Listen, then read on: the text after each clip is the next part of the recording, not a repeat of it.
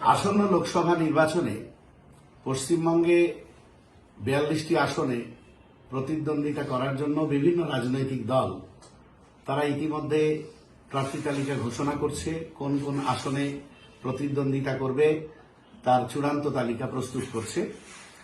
তারই প্রস্তুতিতে সাম্প্রদায়িক ফ্যাসিবাদী বিজেপিকে এই বাংলায় পরাস্ত করতে এবং দুর্নীতিগ্রস্ত এবং বিজেপির দোসর স্বৈরাচারী তৃণমূল কংগ্রেসকে পরাস্ত করতে আমরা সকলেই বদ্ধপরিকর এবং আইএসএফও এই অঙ্গীকারে অঙ্গীকারবদ্ধ। সেটাকে লক্ষ্য রেখেই বিগত বিধানসভার মতোই আমরা বামেদের সঙ্গে আলোচনার রাস্তায় গিয়েছি এবং সেই মোতাবেক পরপর 3টে বৈঠক আমাদের হয়েছে। প্রথম দিকে আমরা 20টির বেশি আসনে প্রতিদ্বন্দ্বিতা করার কথা জানালেও জোট রাজনীতির স্বার্থে বিজেপি এবং তৃণমূল কংগ্রেসকে পরাস্ত করার স্বার্থে আমরা সেটা 14টা আসনে প্রতিদ্বন্দ্বিতা করার কথা জানিয়েছিলাম।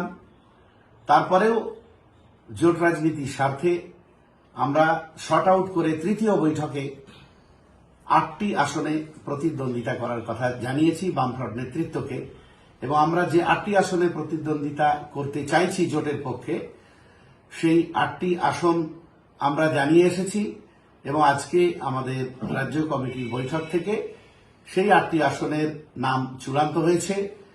সেই 8টি আসন আমরা এখন আপনাদের সামনে জানাতে পারি যে কোন 8টি আসনে আমরা প্রতিদ্বন্দ্বিতা করব।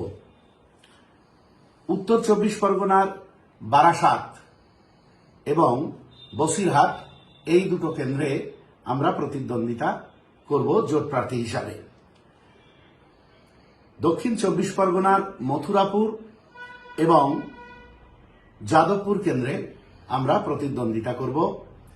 হাওড়া জেলার উলুবেড়িয়া কেন্দ্রে, হুগলি জেলার শ্রীরামপুর কেন্দ্রে, মালদা জেলার মালদা দক্ষিণ কেন্দ্রে এবং মুর্শিদাবাদ জেলার মুর্শিদাবাদ কেন্দ্রে আমরা প্রতিদ্বন্দ্বিতা করছি। এই 8টি আসনের তালিকা আমরা ঘোষণা করলাম। সেই সঙ্গে আর একটা বিষয় আপনাদের জানিয়ে রাখছি, এই 8টার মধ্যে জোটের স্বার্থে যাদবপুর কেন্দ্র থেকে আমরা সরে আসতে পারি একমাত্র বামফ্রন্টের প্রার্থী যদি বিশিষ্ট আইনজীবী জনদরদী বিকাশ রঞ্জন ভট্টাচার্য প্রার্থী হন। সেক্ষেত্রে আমরা অবশ্যই প্রার্থী পদ তুলে নেব, অবশ্যই যাদবপুর থেকে সরে আসব। সেক্ষেত্রে পরিবর্তে বালুরঘাট, জয়নগর অথবা ঝাড়গ্রামের মধ্যে কোনো একটা আসন আমরা দাবি করব শরিক হিসাবে।